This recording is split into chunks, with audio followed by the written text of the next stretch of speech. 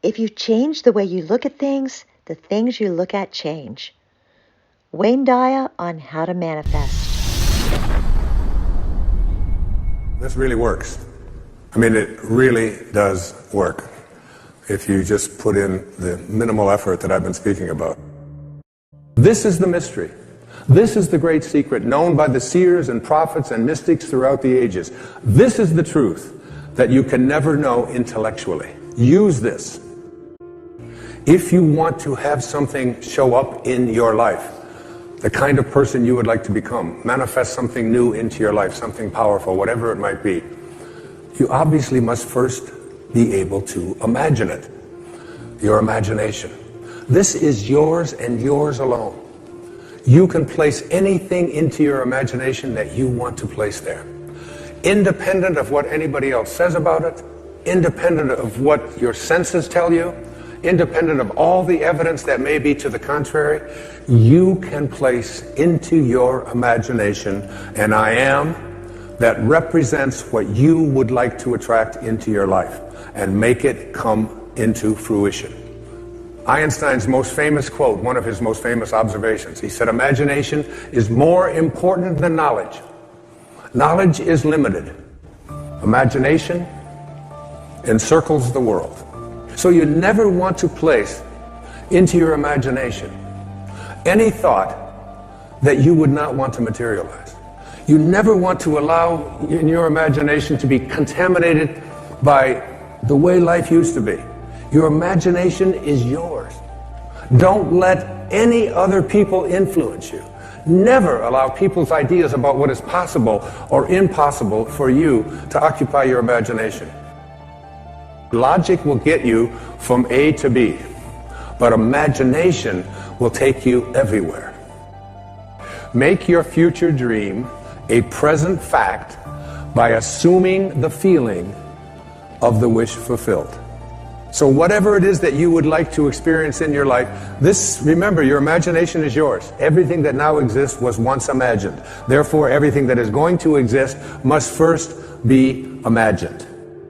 If you advance confidently in the direction of your own dreams and endeavor to live the life which you have imagined, you will meet with a success unexpected in common hours. It will chase after you if you can place into your imagination what it is that you would like to attract and begin to feel it. That which you feel yourself to be, you are. And you are given that which you are. So assume the feeling that would be yours were you already in possession of your wish. And your wish must be realized. So live in the feeling of being the one you want to be, and that you shall be. Every feeling makes a subconscious impression. And unless it is counteracted by a more powerful feeling of an opposite nature, it must be expressed. Your feelings are different from your thoughts. Your feelings are what you experience in your body. The dominant of two feelings is the one expressed. I am healthy is a stronger feeling than I will be healthy.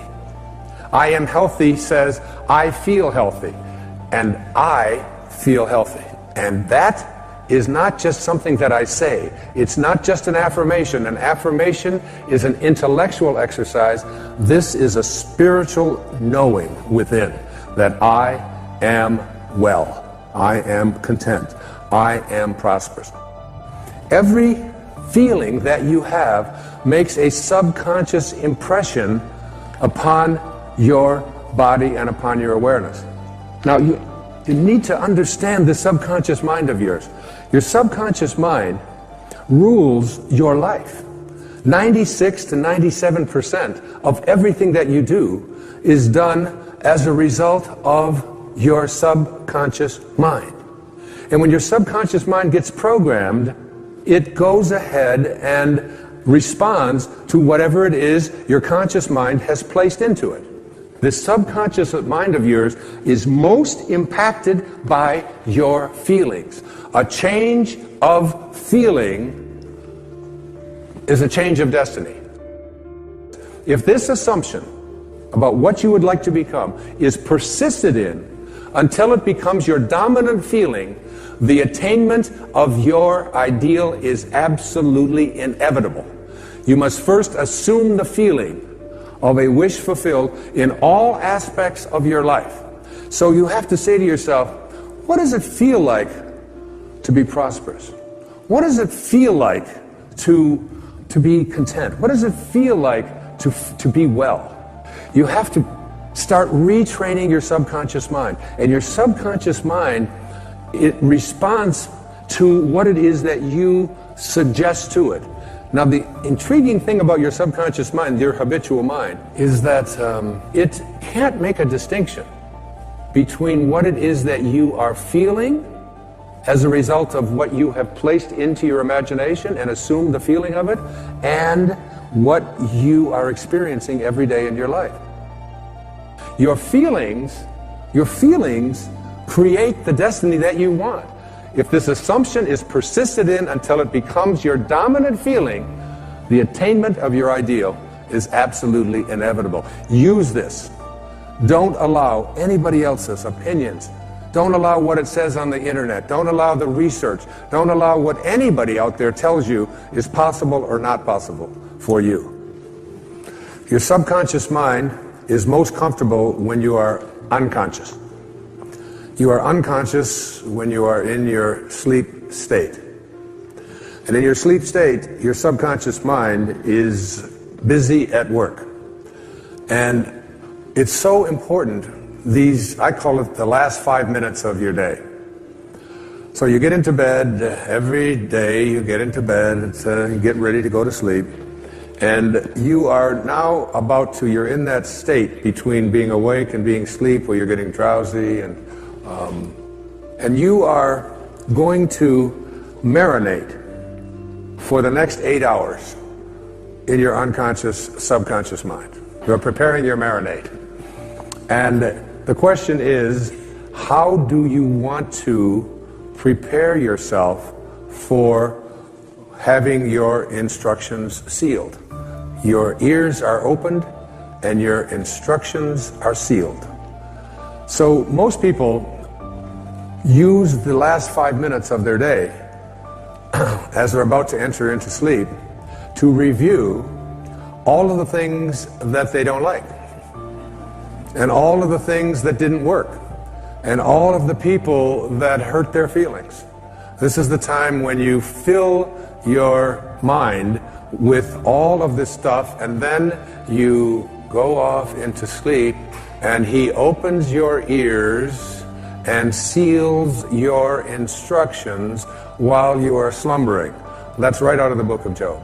The feeling which comes in response to the question, how would I feel were my wish realized, is the feeling which should monopolize and mobilize your attention as you relax into sleep.